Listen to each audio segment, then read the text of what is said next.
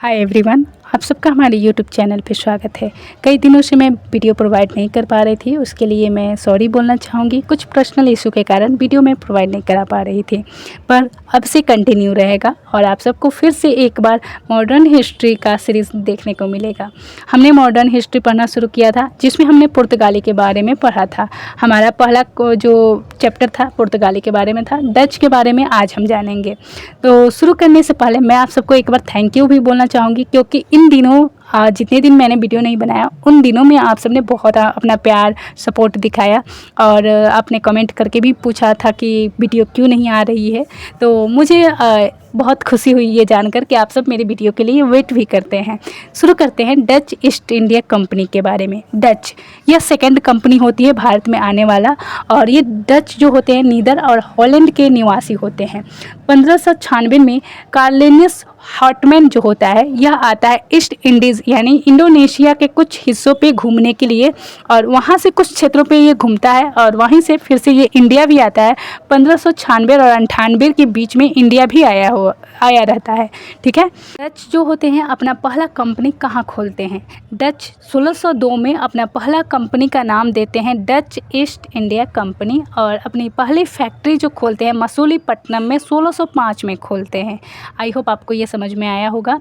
डचों ने कितनी सारी फैक्ट्री खोली उन सब के बारे में हम यहाँ पे जानेंगे, एक एक करके जानेंगे। और ये मैं आपको पहले बता दूं कि डच से कभी भी एग्ज़ाम में क्वेश्चन नहीं बना हुआ है, पर हमें पढ़ना होता है क्योंकि हमने क्रम एक बनाया हुआ है। पुर्तगाली पढ़ेंगे, फिर डच आते हैं, ईस्ट इंडिया कंपनी आती है, इसलिए इनके बीच में पढ़ना पड़ता है। ईस्ट इंडिया कंपनी से बहुत क्वेश्चन बनता है, पुर्तगाली से भी एक दो बन जाता है कि पहला पुर्तगाली कौन था भारत में आने वाला, तो उन सब से बनता है। तो वो सब आप अवश्य ही अच्छे से पढ़िएगा। डच के बारे में थोड़ा नॉलेज आप रख सकते हैं कि कब आया, कब इनका पहला फैक्ट्री होता है, कब इनका विनाश होता है यानी पतन होता है, कौन कौन सी फैक्ट्री कहाँ पे थी, ये सारे आइए जानते हैं। 1610 में जो डच होते हैं पुलिकट तट पे अपना फैक्ट्री खोलते हैं।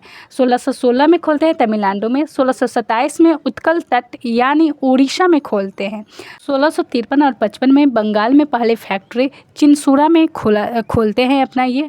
और इसके बाद इन्होंने भारत में स्वर्ण मुद्रिका ढाला, जिन्हें स्वर्ण पैगोडा कहा गया था।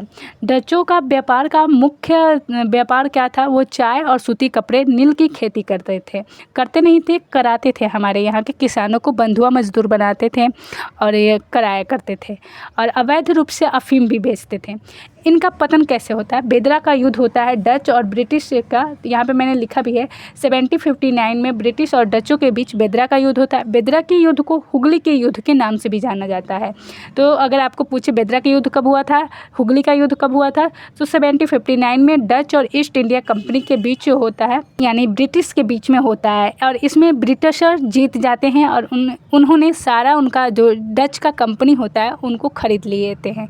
जब इनका सारा डचों का फैक्ट्री खरीद लिया जाता है तो ये वापस फिर से नीदर हॉलैंड चले जाते हैं। हम जानेंगे ईस्ट इंडिया कंपनी के बारे में, जिससे हमेशा ही एग्जाम में क्वेश्चन बनता है।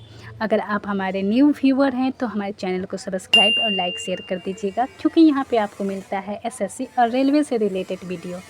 Thank you for watching my video. तब तक के लिए मेरे साथ बने रहें।